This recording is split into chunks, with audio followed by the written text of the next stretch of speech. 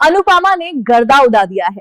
हाल ही में उनका मारूंगी डायलॉग बहुत फेमस हो रहा है, जिसमें वो कहती हैं तुझे मारूंगी। आगे वो कहती हैं कि वो महिला के केशों की पहले छोटी करेंगी, देन छोटी को पकड़कर उन्हें मार्केट ले जाएगी और वहां उनका बाजा बजाएंगी। देन अगर इससे भी चैन नहीं मिला तो घुमा घुमा के पुंगी बजाएंगी और साथ में पहुड़ा पहुड़ा के भी पुंगी बजाने की बात बोलती हैं। फिर वो गुस्से में कंफ्यूज हो जाती हैं और बोलती है तुझे भगा भगा के मारूंगी, दौड़ा के मारूंगी, जबकि भागने और दौड़ने का मतलब एक ही होता है। फिर बोलती है जूता भिगो के पेलूंगी, संडल तोड़ के पेलूंगी।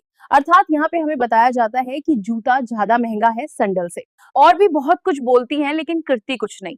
वो पुरानी कहावत है ना, जो गरजते हैं वो बरसते नहीं।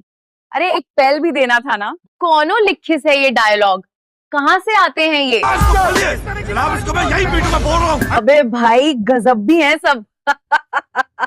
कहीं सच में 2026 में दुनिया खत्म ना हो जाए। Like and subscribe.